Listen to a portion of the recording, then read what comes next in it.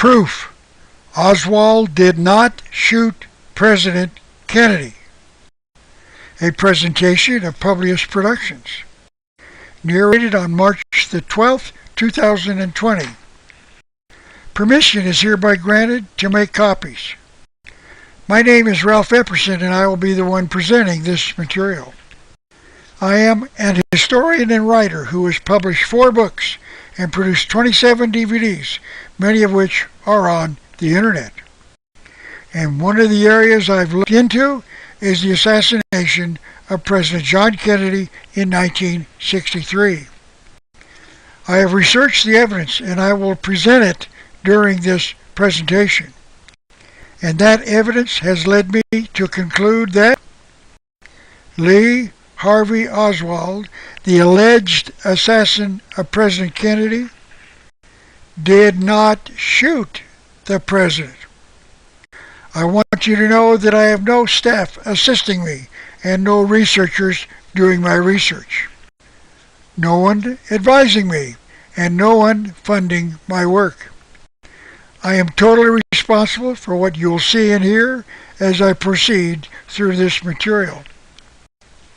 This event took place 57 years ago, and there are certainly many who were not alive when this event took place.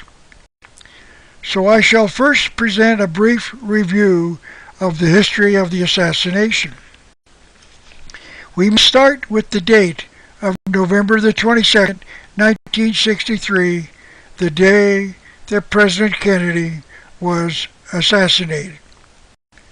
The President and his wife Jackie had been invited to the state of Texas, and specifically to the city of Dallas.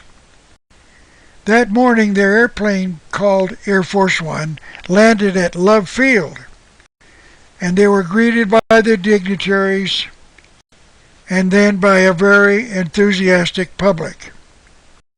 They then entered a Lincoln limousine along with Texas Governor John Connally and his wife Nellie, and 2 Secret Service agents as driver and co-driver. The limousine was driven on a prescribed route through the streets of Dallas, and near the end, the car turned right off of Main Street onto Houston Street and then made a left turn onto Elm Street.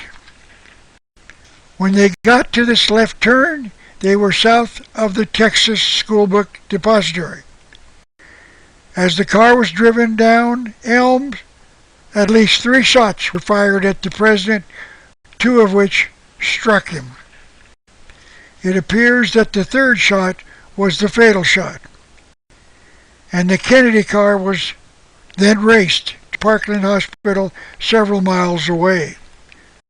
The result: President John Kennedy was assassinated on November the 22nd, 1963. After the president had died, Vice President Lyndon Johnson was sworn in as president. Lady Bird, Johnson's wife, and Jackie, the wife of President Kennedy, were in attendance. Shortly after the funeral of the president, President Johnson named Earl Warren Chief Justice of the Supreme Court and 6 other members, and they formed what has been called the Warren Commission to determine who was the assassin. The completed report was called the President John F. Kennedy Assassination Report of the Warren Commission, and it was delivered to the President on September the 24th, 1964. This is a copy of the shorter New York Times edition of the report of the Warren Commission on the assassination of President Kennedy. The introduction to the report says this: "This complete authoritative edition of the Warren Commission report includes all the text in every single one of the vitally important exhibits. And one of those vitally important exhibits is a picture taken by James Altgen, an Associated Press photographer. And this is a repeat of the overview of the Dealey Plaza. Mr. Alston's was on the opposite side of Elm Street, facing the depository building and the Kennedy car approaching him. And this is his entire photograph. You can see the Kennedy car approaching him. This is a close-up of the car, and this green rectangle shows the president reaching for his throat with both hands. That white square is the sleeve on his left arm. That means the Alston's photograph was taken right after the president was struck by the first shot to the throat area. But there is more that we have to examine in this photograph. This, once again, is the entire photograph. And this is a closer look at the doorway of the depository in the background. And I want to discuss this individual standing in the doorway of the schoolbook depository. Let me first explain that the depository building is a daylight basement, and you do not walk straight into the building to get inside. You have to climb these stairs, which means you would be on the second floor of the depository. So it is possible for people to be standing on the landing above the stairs and before you entered the building, and that you would have a slightly elevated view of Houston Street and Elm Street leading to the right away from the depository. This is a close-up of the man in the depository doorway, and as the Warren Commission began to examine this picture, it was quickly noted that the man in the doorway looked amazingly like Lee Harvey Oswald. We need to study this close-up of the man in the doorway with regard to three things. Number one, the neck of the t-shirt. Number two, the fact that the shirt was not buttoned all the way to the belt line, but was unbuttoned about 2/3 of the way down. And number three, the strange bend in the shirt's left side. The man in the doorway is wearing what appears to be a V-necked t-shirt. It appears to be stretched due to wear. The shirt is not buttoned except at the end where it appears to be buttoned, and the lapel on the right side has an unusual bend in it. And the Warren Commission reached the conclusion that the man in the doorway was not Lee Harvey Oswald. It was Billy Lovelady, who also worked in the depository at the time of the shooting. I would suggest that you keep this slide in mind, because how they reached this conclusion is a major story by itself. So now let me return to the narrative about the assassination of President John Kennedy. The Warren Commission declared that Lee Harvey Oswald worked at the Texas Schoolbook Depository and was in the sixth-floor window and fired a rifle at the president as he was driven down Elm Street. He left the depository building within minutes of the assassination, and for some reason he later entered this theater without purchasing a ticket. The ticket seller called the police, and officers arrived and went into the theater to find the guilty party. The policeman is standing behind the seat that Oswald was occupying. And Oswald was arrested and later taken outside the theater. He was then taken to the Dallas Police Department in the City Hall. I would now like to show you some photographs of Oswald while he was being questioned by the police department. I am specifically going to look at three things. Number one, his t-shirt. Number two, the buttoning of the shirt he was wearing. And number three, the right side of his shirt. This is picture number one. It is hard to see, but you can vaguely see that his t-shirt has a V-neck. This appears to be a mugshot of Oswald with his shirt off, and the t-shirt is definitely a V-neck. I have pointed to a rather strange bulge or bend on the right side of his shirt. Notice that the shirt is not buttoned from the top to the bottom. The second picture shows the same three things: the V-neck t-shirt, the bulge or bend in the shirt, and the fact that his shirt is not buttoned all the way down. And picture number 3 appears to show the same conditions: a V-neck t-shirt, a strange bulge or bend in the right side of his shirt, and the shirt is not totally buttoned. This will be picture number 4 and the last picture in the sequence. Once again, we see a V-neck t-shirt, the bulge or bend on the right side of his shirt, and the shirt has not been buttoned until near the bottom of his shirt. Now it is time to draw some conclusions. Let me start by pointing out that the Warren Commission drew one major conclusion, and that was that Lee Harvey Oswald acted alone. And it certainly would not fit that scenario when a photograph showed up of Lee Harvey Oswald on the stairway of the way to the second floor of the depository building. Because if Oswald was on the second floor, he certainly could not have been in the 6th floor at the same time. And he was not in the 6th floor window and someone else was. That means there was a conspiracy, defined as 2 or more people meeting in secret with an evil purpose. Now let me put these 2 photographs side by side. If the man in the doorway was Billy Lovelady, it is an astronomical circumstance that his clothing appears to match that of Lee Harvey Oswald.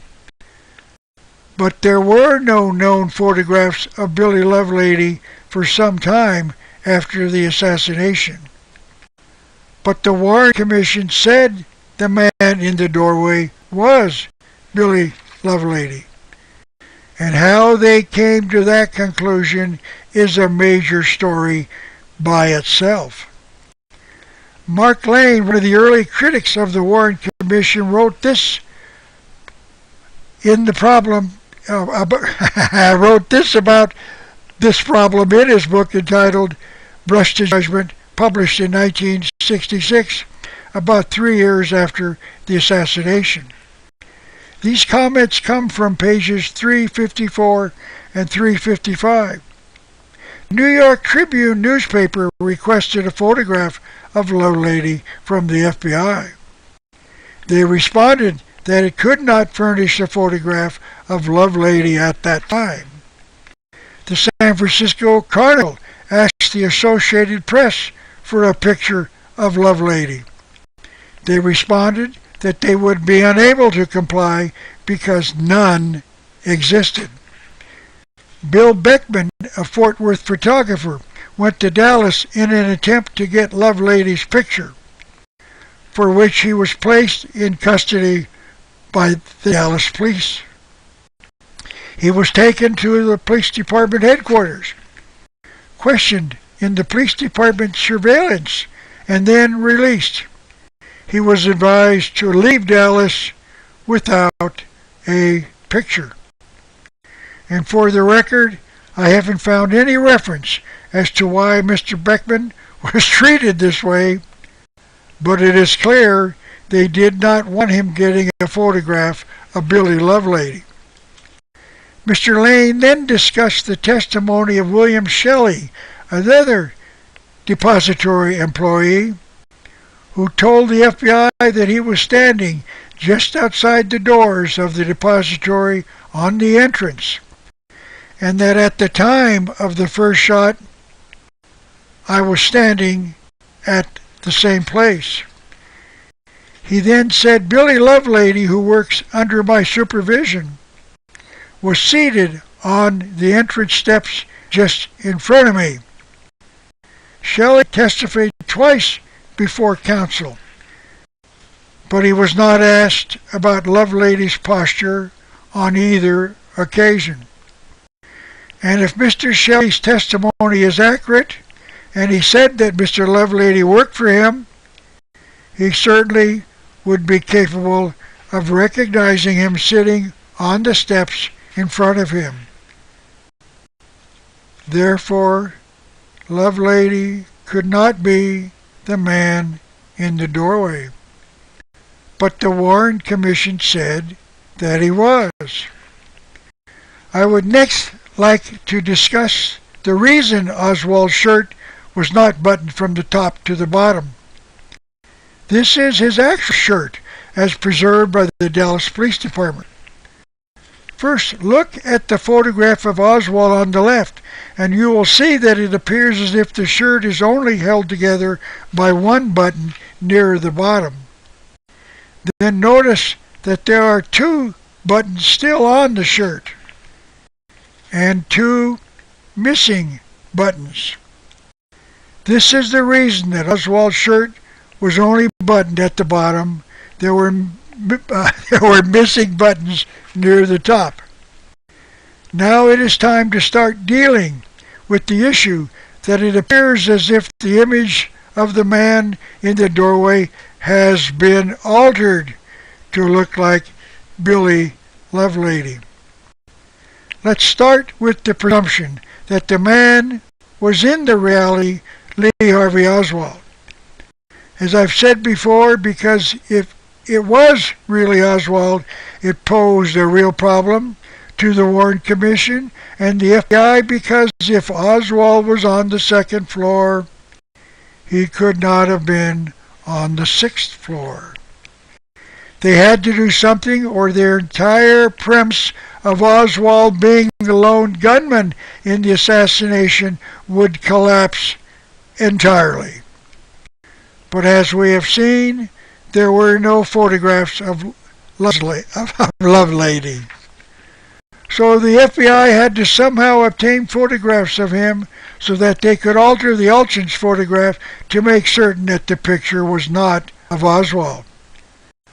So the FBI asked Lovelady to appear before their members so that pictures could be taken of him. And on February 29th, 1964, only about 2 months after the assassination, Billy Lovelady appeared as requested, and these 3 pictures of him were taken. The first question that one must ask is, why did they take these pictures in the first place? They look like they could have been mugshots for someone who's being booked. And secondly, we must ask why Lovelady allowed them to take them. He certainly was not a suspect in the assassination of President Kennedy. One conclusion could be that the FBI needed to obtain photographs of Lovelady so that they could alter the Elchin's photograph of the man in the doorway. Jim Marrs discussed this in his book entitled Crossfire, published in 1989, with these words. Later, Lovelady explained the discrepancies in the 2 shirts, meaning between the shirt worn by the man in the doorway and the shirt he was wearing on February 29, 1963. By telling CBS News, when they took my picture that day in the wide striped shirt, I told them it wasn't the same shirt I wore on the day of the assassination. It appears as if the FBI already had this photograph of Lovelady in a plaid shirt, so they knew he had worn the plaid shirt on November the 22nd, 1963. They wanted frontal and side pictures of his head so they could put them onto the figure of the man in the doorway. If they had taken pictures of him in the plaid shirt, it might be a giveaway that they had used these pictures of Lovelady to alter the photograph of the man in the doorway in the auction photograph. So, in my opinion, they had to do this before the Warren Commission would complete a report and deliver it to President Johnson on September the 24th, 1964. So just to show the two dates together, they took the Lovelady pictures on February the 29th, 1964, and they delivered them in the Warren Commission report on September the 24th, also 1964. So now the world believes that it was really Lovelady in the doorway when it was, in truth, Lee Harvey Oswald. The FBI succeeded. Now let me focus on one very distinct feature of Mr. Lovelady, the rather interesting half-circle spot in the middle of his hairline. I would guess that it's rather rare among men of this age. But now the FBI had a full frontal and side view picture of the real Billy Lovelady, and they could insert the half circle in his hairline as evidence that the man in the doorway was the real Lovelady.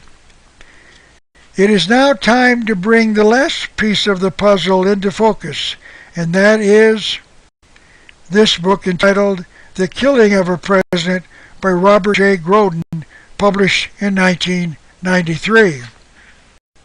Mr. Groden interviewed Billy Lovelady in 1976 and asked him to wear the shirt he wore on the day of the assassination, and he published this picture. You will notice he's wearing a multiple colored long sleeve shirt and that he wore a t-shirt underneath it. Mr. Lovelady did not button the shirt all the way up, preferring to leave the top button unbuttoned.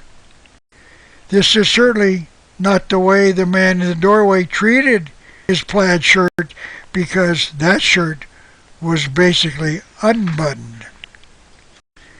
And this shirt was capable of being buttoned all the way to the top. Of course, this picture was taken at least 13 years after the assassination.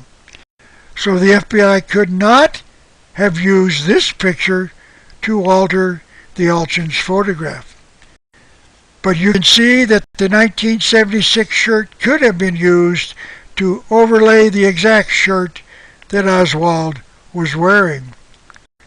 But the man in the doorway could not button his shirt all the way up because he was wearing the shirt that Oswald was wearing with missing buttons. Now I would like to share my conclusion that what we have seen, the man in the doorway, was really Leo Oswald, and the Warren Commission quickly figured it out. And I believe the FBI used this picture, which appears to be Billy Lovelady, while he was on the street level in front of the depository shortly after the assassination. This picture is a profile, meaning the observer cannot see his face. And if somebody was going to alter a picture of someone in a frontal shot, you would need a picture of the face of the man in the profile. Because the auction's photograph was an exhibit in the Warren Commission report itself, turned over to President Johnson on September the 24th of 1964. But it doesn't matter, because the man in the doorway was wearing a shirt that you could not button, and that is what the official version of the man in the doorway is wearing. This issue is all about a shirt that could not be buttoned because it lacked several buttons. In all of my research, which has been conducted into at least 53 books by the major writers on the Kennedy assassination, I do not believe I do not recall I have ever seen anyone claim this man was Billy Lovelady. So we are left with this. I still am amazed at the probability of Billy Lovelady being shown in the Elgin's photograph wearing clothing that matched the clothing that Lee Harvey Oswald was wearing while he was being questioned by the Dallas Police Department. The chances have to be astronomical. So I must go with the unbuttoned shirt and conclude once again that the man in the doorway was Lee Harvey Oswald, and that the Warren Commission knew it, and the FBI knew it, and together they framed an innocent man. I will end with this quote found in the book entitled Crossfire, written by Jim Mars. He quotes Dallas Police Chief Jesse Curry as saying, "We don't have any proof that Lee Harvey Oswald fired the rifle, and never did.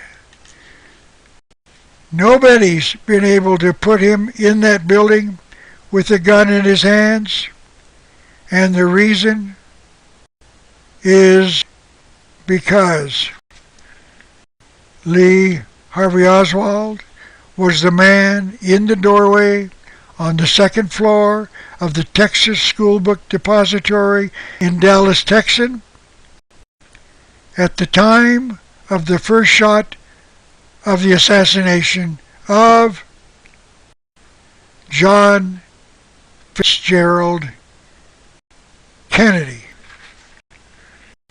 The Warren Commission and the FBI framed